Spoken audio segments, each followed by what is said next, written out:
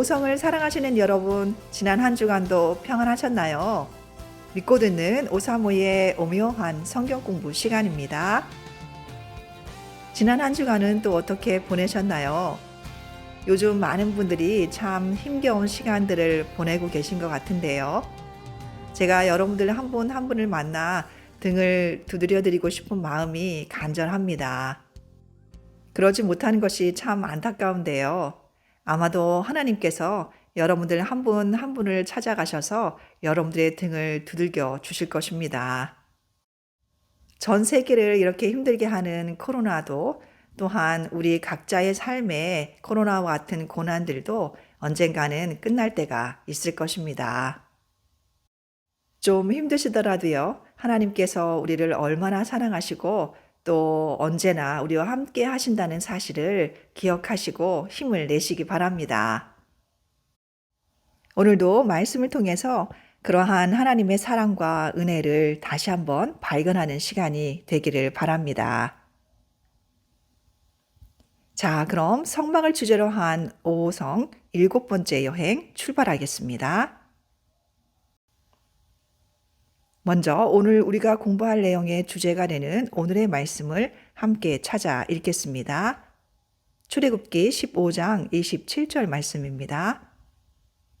그들이 엘림에 이르니 거기 물샘 12과 종려 70그루가 있는지라. 거기서 그들이 그 물 곁에 장막을 치니라. 아멘. 지난 시간에 어떤 내용을 공부했었는지 잠깐 기억해 볼까요? 이스라엘 백성들은 하나님이 베풀어 주신 놀라운 은혜를 통하여 마치 홍해를 땅 위를 걷듯이 건널 수 있었고요. 낮에는 구름 기둥의 인도함을 받고 밤에는 불 기둥의 보호를 받았습니다. 그리고 그들을 추격해 오던 애굽 군대를 홍해 바다가 삼켜버리는 것을 목격하였습니다. 하나님께서 자신들을 위해 이처럼 놀라운 일을 베풀어 주신 데 대해 이스라엘 백성들은 어떻게 반응하였을까요? 출애굽기 14장 31절에서 그들의 반응을 찾아볼 수 있는데요. 이스라엘이 여호와께서 애굽 사람들에게 행하신 그 큰 능력을 보았으므로 백성이 여호와를 경외하며 여호와와 그의 종 모세를 믿었더라. 아멘. 네, 그렇습니다. 이스라엘 백성들이 하나님을 경외하였다고 말해주고 있습니다. 이러한 일들을 겪고 어떻게 하나님을 경외하지 않을 수 있을까요? 그것은 어찌 보면 너무나도 당연한 반응이 아닌가 싶습니다. 그리고 그들은 자신들을 구속해 주신 하나님의 은혜를 함께 노래하였는데요. 그 노래가 출애굽기 15장에 기록되어 있습니다. 그럼 이제 출애굽기 15장을 펴보실까요? 1절 앞부분을 보시면 이때에 모세와 이스라엘 자손이 이 노래로 여호와께 노래하였다고 기록하고 있지요. 그럼 그들이 어떠한 노래를 불렀는지 우리 한번 들어볼까요? 내가 여호와를 찬송하리니 그는 높고 영화로우시며 말과 그 탄자를 바다에 던지셨음이로다. 여호와는 나의 힘이요 노래시며 나의 구원이시로다. 그는 나의 하나님이시니 내가 그를 찬송할 것이요 내 아버지의 하나님이시니 내가 그를 높이리로다. 여호와는 용사시니 여호와는 그의 이름이시로다.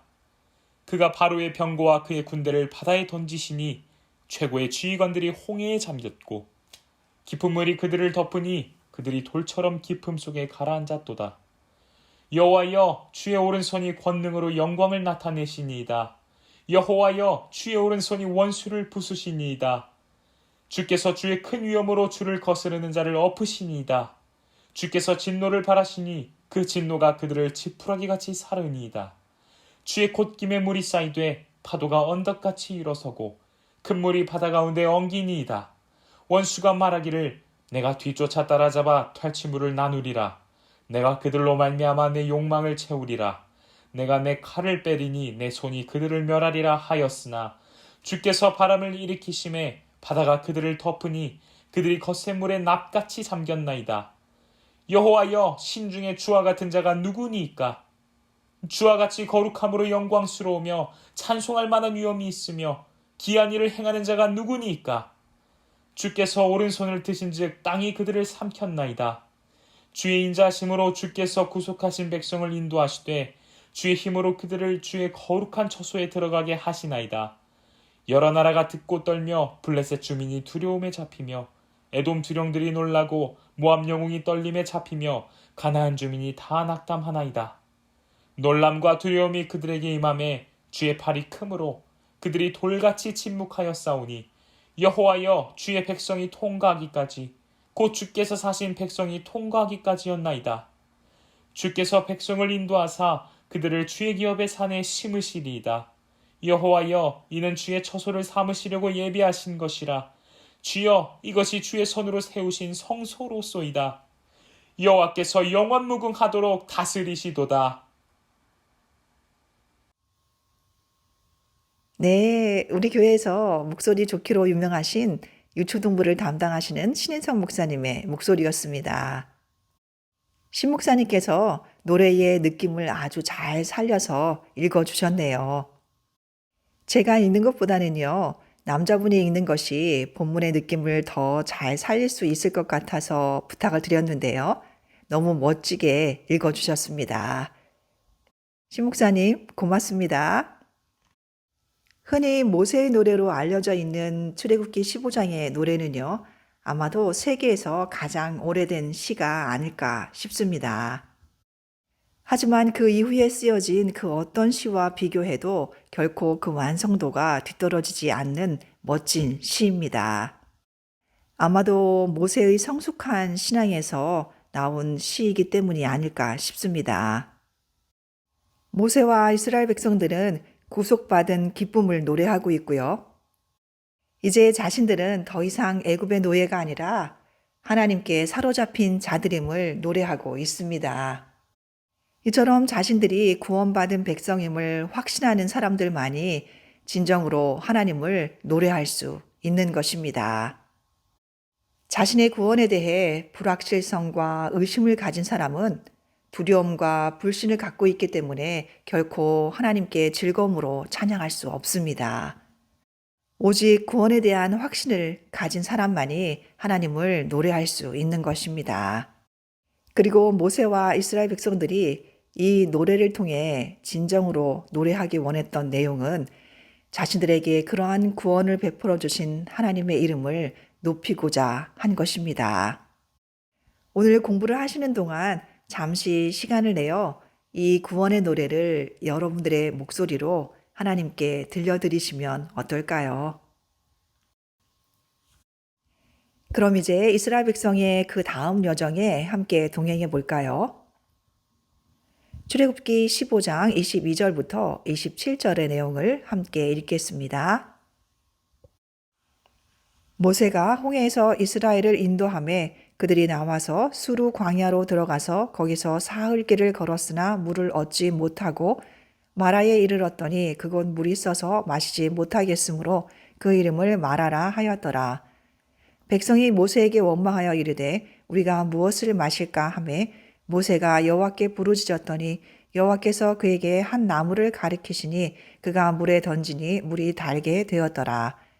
거기서 여호와께서 그들을 위하여 법도와 율례를 정하시고 그들을 시험하실세 이르시되 너희가 너희 하나님 나 여호와의 말을 들어 순종하고 내가 보기에 의를 행하며 내 계명에 귀를 기울이며 내 모든 규례를 지키면 내가 애굽 사람에게 내린 모든 질병 중 하나도 너희에게 내리지 아니하리니 나는 너희를 치료하는 여호와임이라. 그들이 엘림에 이르니 거기에 물샘 12과 종려나무 70그루가 있는지라. 거기서 그들이 그 물 곁에 장막을 치니라. 아멘. 몇 개의 문제를 푸는 것을 통해서 본문의 내용을 좀 더 자세히 관찰해 보도록 하겠습니다. 첫 번째 문제는 이스라엘 민족의 위치를 묻고 있네요. 그에 대해서는 22절이 기록하고 있지요. 홍해를 건넌 그들은 수루 광야라는 곳으로 들어갔다고 말해주고 있습니다. 그리고 그들은 얼마나 오랫동안 물 없이 여행을 해야 했나요? 그 내용도 역시 22절이 말해주고 있지요. 사흘 길을 걸었으나 물을 얻지 못하였다고 말하고 있습니다. 그런데 그들이 드디어 물을 발견하게 되죠. 그들이 물을 발견한 곳은 어디였나요? 그렇습니다. 23절이 말하고 있지요. 마라라는 곳에 이르렀고요. 그들이 그곳에서 물을 발견했습니다. 하지만 그들은 그 물을 마실 수가 없었죠. 그 이유는 무엇이었나요? 그렇죠. 그곳 물이 써서 마시지 못하였다고 말해주고 있습니다. 우리가 이스라엘 백성들과 여행을 하면서 좀 더 분명하게 이해하게 될 텐데요. 하나님께서는 그들을 약속의 땅으로 인도하시기 전에 광야를 통과하도록 했습니다. 그것이 하나님께서 계획하신 것의 일부였다는 것을 알 수 있는데요. 그렇게 함으로써 두 가지 중요한 목적이 성취되기 때문입니다. 그 한 가지는요, 광야의 시험과 시련을 통해서 인간의 악함과 부패함과 연약함이 드러난다는 사실입니다. 그러한 사실은 우리를 더욱 겸손하게 만들고요. 우리가 약속의 땅에 들어갈 수 있는 것은 온전히 하나님의 은혜임을 깨닫게 하시려는 것입니다. 또 한 가지 이유는 하나님께서 그 백성을 광야로 인도하시면서 하나님께서 늘 그들과 함께 하심을 명백하게 보여주시기 위함입니다. 이처럼 광야는 이스라엘 백성들에게는 명백한 현실이었고요. 현대를 살아가는 우리들에게는 이 세상이라는 상징으로 이해할 수 있습니다. 이스라엘 백성들은 물 한 모금도 찾을 수 없는 뜨거운 모래밭 광야를 3일간이나 여행하였습니다. 그리고 드디어 물을 만나게 되었는데 그 물이 쓰다는 게 웬 말입니까? 광야는 바로 이런 곳입니다. 우리가 만족할 줄만 알고 붙잡았던 것들이 우리에게 쓰라린 실망이 되는 경우가 얼마나 많은지요. 우리에게 만족을 줄 것만 같았던 그런 것들이 우리에게 슬픔을 안겨주고 허무함을 주었던 경험을 너무나 많이 하게 됩니다. 그리고 그들은 이제 하나님을 원망합니다. 3일 전만 하더라도 하나님의 구원을 노래하던 백성들이 이제 와서는 투덜대고 있는 것이죠. 홍해 앞에서 불렀던 찬양이 마라에 와서는 불평이 되었습니다. 그렇다면 그들이 불평하는 이유는 무엇일까요? 그것은 그들의 눈이 더 이상 하나님께 향해 있지 않기 때문입니다. 그들이 마라에 이르렀을 때 그들은 홍해를 가르시고 구름 기둥과 불 기둥으로 인도하신 하나님을 바라보는 대신 마라의 쓴물만을 바라보았기 때문입니다. 우리의 눈이 세상을 향해 있고 우리의 육신에 집중하게 될 때에 우리는 우리를 축복하시는 하나님은 바라보지 못하고 하나님께서 주시는 축복에만 몰두하게 됩니다. 그럼에도 불구하고 우리가 마라를 통해 하나님께 간절히 부르짖게 된다는 사실은 하나님의 은혜가 아닐 수 없습니다. 그 일로 말미암아 모세는 하나님께 부르짖었고요. 하나님께서는 그 쓴물에 대한 처방을 내려주셨습니다. 하나님의 처방은 우리가 전혀 예상치 못한 방법이었는데요. 그것은 어떠한 것이었나요? 네, 그렇습니다. 25절이 잘 말해주고 있죠.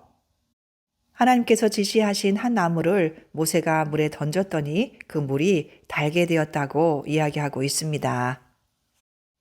하나님께서 이곳에서 나무를 사용하신 것은 우리에게 어떠한 교훈을 주시려고 하신 것일까요? 신약 성경의 한 구절이 그에 대한 우리의 이해를 도와주고 있는데요. 그것은 베드로전서 2장 24절 말씀입니다. 친히 나무에 달려 그 몸으로 우리 죄를 담당하셨으니 이는 우리로 죄에 대하여 죽고 의에 대하여 살게 하려 하심이라. 그가 채찍에 맞음으로 너희는 나음을 얻었나니. 아멘. 왜 나무였을까요? 하나님께서는 이때에도 우리에게 하나님의 아들 예수 그리스도에 대해 가르쳐 주고 싶으셨던 것 같습니다. 이 나무는 예수 그리스도의 십자가에 대해 말하고 있습니다. 하나님께서는 이때 모세에게 한 나무를 보여주셨는데요. 그 나무는 하나님께서 모세에게 보여주시기 이전부터 그곳에 있었던 것입니다. 하지만 모세는 하나님께서 그에게 보여주실 때까지는 그 나무에 대해 알지 못했거나 아니면 그 나무가 달게 하는 특성을 가지고 있었다는 것을 알지 못했습니다. 이것은 우리가 하나님을 의지하면서도 얼마나 무지몽매한지를 잘 보여주고 있습니다. 우리는 눈을 뜨고 있음에도 불구하고 우리가 꼭 보아야 할 것을 보지 못할 때가 참 많습니다. 그리고 여기서 우리가 기억해야 할 또 한 가지 사실은요. 그 나무가 물에 던져지기 위해서는 그 줄기로부터 잘려져야 한다는 사실입니다. 이와 마찬가지로 예수 그리스도 역시 마땅히 형벌받을 백성의 허물을 인하여 산자의 땅에서 끊어짐을 당하였습니다. 결국 마라는 수치의 십자가이며 우리 주님에 대한 세상의 판단의 증표였던 그 나무로 인하여 달게 변하였습니다. 우리의 모든 괴로움을 달게 만들어주는 것은 바로 우리 주님의 십자가입니다. 갈보리의 십자가, 그 십자가에 달리신 그분을 우리의 마음속에 초대할 때에만 우리는 그 단물의 신선함을 맛보게 될 것입니다. 세례를 뜻하는 헬라 원어에는요, 어떤 사물의 색을 변화시키기 위해 그것을 물감에 담근다는 뜻이 있습니다. 출애굽기 15장 25절의 나무는 쓴물로 세례를 받았습니다. 그 나무는 쓴물을 빨아들이고 단물을 남겨놓았죠. 마찬가지로 우리의 구원자이신 예수 그리스도께서는 갈보리의 그 나무 위에서 인류의 모든 죄를 짊어지는 완전한 희생을 하셨고요. 그것을 통해서 모든 쓴물은 단물로 변하게 되었습니다. 이제 생명수이신 그분께로 나와 마시는 모든 사람들은 그에게로 깊이 담겨져 눈같이 하얗게 물들게 될 것입니다. 그렇기 때문에 우리가 우리의 인생을 통하여 만나게 되는 마라는 결코 의미 없는 것이 아닙니다. 우리는 그 마라를 통하여 우리 주 예수 그리스도의 고난에 참여하며 그리스도와의 연합을 경험할 수 있기 때문입니다. 마라에서도 우리는 은혜로운 하나님을 발견할 수 있습니다. 하나님께서는 하나님을 온전히 신뢰하지 못하고 불평과 원망을 하였던 이스라엘 백성들을 그들의 죄를 따라 갚지 않으셨고요. 다시 한번 그들에게 은혜를 베풀어 주셨습니다. 앞에서 읽었던 출애굽기 15장 26절을 통해서 우리는 그 사실을 확인할 수 있는데요. 그 구절을 다시 한번 읽어볼까요? 이르시되 너희가 너희 하나님 나 여호와의 말을 들어 순종하고 내가 보기에 의를 행하며 내 계명에 귀를 기울이며 내 모든 규례를 지키면 내가 애굽 사람에게 내린 모든 질병 중 하나도 너희에게 내리지 아니하리니 나는 너희를 치료하는 여호와임이라. 아멘. 이곳에서 우리는 아주 중요한 사실을 하나 발견하게 되는데요. 하나님께서 그들을 위해 법도와 율례를 정하셨다는 사실입니다. 그들이 애굽에 있을 동안에는 하나님께서는 이스라엘 백성들에게 하나님의 법도와 율례에 대해 일체 언급하지 않으셨습니다. 그러나 이제 그들은 구속함을 얻게 되었고요. 구원을 받은 하나님의 백성이 되었기 때문에 하나님의 율례와 법도가 주어진 것입니다. 은혜란 법도나 율례와 같은 질서가 없이 주어지는 것이 아닙니다. 은혜를 통해 우리는 하나님께 빚진 자가 되는 것이고요. 하나님을 향한 우리들의 의무는 더욱 증가하는 것입니다. 은혜란 하나님께서 우리를 의로 말미암아 다스리시는 것입니다. 우리가 하나님의 법도와 율례에 순종할 수 있는 이유는요. 우리가 하나님의 구속함을 받은 피조물로서 그분에게 완전하고 확실하게 빚진 자임을 인정할 때 가능한 것입니다. 그리고 축복은 이러한 우리의 순종에 달려 있습니다. 이스라엘 백성이 애굽의 모든 질병으로부터 면함을 받을 수 있는 것은요. 그들의 하나님 여호와의 음성을 부지런히 청종하고 그분이 보시기에 올바른 일을 행하는 것에 달려 있습니다. 그리고 하나님께서는 이곳에서 하나님을 치료하는 하나님으로 우리에게 소개해 주고 계십니다. 26절 마지막 부분에 하나님께서는 이렇게 선언하십니다. 왜냐하면 나는 너희를 치료하는 여호와임이라. 하나님께서는 하나님의 백성들이 겪고 있는 고통을 외면하지도 무시하지도 않으십니다. 오직 그리스도만이 우리의 모든 고통을 치료하실 수 있다는 것을 기억하고 그분 앞으로 나아가십시오. 그리고 치료자이신 그분을 만나십시오. 그럼 이제 이스라엘 백성들의 다음 여정에 함께 동행해 볼까요? 출애굽기 15장 27절에 의하면 이스라엘 백성들은 엘림이라는 곳에 이르렀고요. 그곳에서 물샘 12과 종려나무 70그루를 발견하게 됩니다. 성경에 나타난 숫자들은 종종 매우 중요한 의미를 담고 있기도 하는데요. 12이라는 숫자와 7이라는 숫자는 종종 완전함을 나타내는 수로 이해되기도 합니다. 이러한 수 이해를 바탕으로 할 때 엘림이라는 곳은 이스라엘 백성들이 충분한 휴식과 안식을 누리기에 적당한 장소였다고 이해할 수 있겠습니다. 특히 광야에서 종려나무를 발견하는 것은 지친 나그네들에게는 매우 반가운 소식입니다.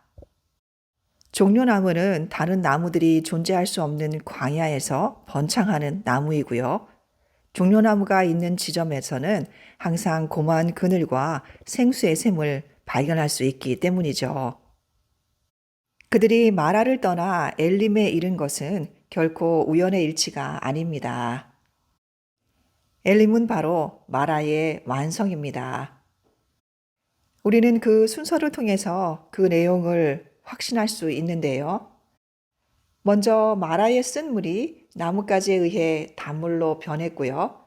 그 후에 깨끗한 우물과 종려나무가 그들에게 그늘과 휴식을 제공했습니다. 먼저 마라를 통과해야 엘림에 이를 수 있다는 사실입니다. 우리가 예수 그리스도와 교제하면서 그분의 십자가의 원리를 우리의 일상생활에 성실히 적용할 때 우리가 당하는 모든 고난의 쓴맛은 달게 변하게 될 것이고요. 또한 엘림에 이르기까지 하나님께서 그분의 백성을 위해 마련하신 순전한 즐거움 안으로 들어가게 하실 것입니다. 엘림은 바로 하나님께서 그분과 더불어 순종의 길을 걷는 자들에게 주시는 참된 만족을 말하고 있습니다. 이러한 즐거움과 영혼의 만족함은 말씀의 사역을 통하여 우리에게 다가옵니다. 이곳에서 사용된 12이라는 숫자와 70이라는 숫자가 다른 곳에서도 사용된 것을 발견할 수 있는데요. 그곳은 누가복음 9장 1절과 10장 1절입니다. 먼저 누가복음 9장 1절을 함께 읽겠습니다. 예수께서 12 제자를 불러 모으사 모든 귀신을 제어하며 병을 고치는 능력과 권위를 주시고. 아멘. 네, 또 10장 1절을 찾아보겠습니다. 그 후에 주께서 따로 70인을 세우사 친히 가시려는 각 동네와 각 지역으로 둘씩 앞서 보내시며. 아멘. 이 12이라는 숫자와 70이라는 숫자는 그리스도께서 그분의 사도들을 또한 추수할 일꾼들을 파송하실 때에 선택하셨던 숫자였다는 사실입니다. 그 12명의 사도들은 그리스도와 그의 교회를 대표하며 그리스도의 치료하심을 제공하였습니다. 그리고 그들로부터 시작하여 70명의 추수할 일꾼이 준비되었습니다. 이 두 구절이 우리에게 교훈하고 있는 것은 무엇일까요? 엘림에서의 참된 즐거움과 만족을 경험한 사람은 결코 그 자리에 머물러 있지 않는다는 사실입니다. 그들은 그리스도께서 주시는 권위와 능력을 가지고 세상을 향해 나아가고요. 각 동네와 각 지역으로 나아가 참 치료자이신 예수 그리스도에게로 사람들을 초대하게 됩니다. 네, 이제 오늘 공부를 마무리할 텐데요. 혹시 당신은 지금 마라에 머물고 계신가요? 당신에게 치료가 필요한 부분이 혹시 있나요? 그렇다면 다음 질문들에 진지하게 대답해 보시기 바랍니다. 먼저 목마름에 대한 하나님의 처방을 찾아보도록 하겠습니다. 이사야 55장 1절부터 3절 그리고 6절을 통해 확인할 수 있는데요. 오호라 너희 모든 목마른 자들아 물로 나아오라. 돈 없는 자도 오라. 너희는 와서 사 먹되 돈 없이 값 없이 와서 포도주와 젖을 사라. 너희가 어찌하여 양식이 아닌 것을 위하여 은을 달아주며 배부르게 하지 못할 것을 위하여 수고하느냐. 내게 듣고 들을지어다. 그리하면 너희가 좋은 것을 먹을 것이며 너희 자신들이 기름진 것으로 즐거움을 얻으리라. 너희는 귀를 기울이고 내게로 나와 들으라. 그리하면 너희의 영혼이 살리라. 내가 너희를 위하여 영원한 언약을 맺으리니 곧 다윗에게 허락한 확실한 은혜니라. 너희는 여호와를 만날 만할 때에 찾으라. 가까이 계실 때에 그를 부르라. 아멘. 우리의 영적 목마름을 위한 하나님의 처방은 매우 심플합니다. 한마디로 하나님께 나아오라는 것입니다. 하나님께 나아오는 데는 그 어떤 조건도 자격도 필요하지 않다는 것이죠. 우리에게 필요한 것은 그저 그분께로 나아가 그분을 부르는 것입니다. 그리고 시편 63편 1절에서는 목마르고 곰핍한 시편 기자가 어떻게 행동했는지 확인할 수 있는데요. 하나님이여 주는 나의 하나님이시라. 내가 간절히 주를 찾되 물이 없어 마르고 황폐한 땅에서 내 영혼이 주를 갈망하며 내 육체가 주를 앙모하나이다.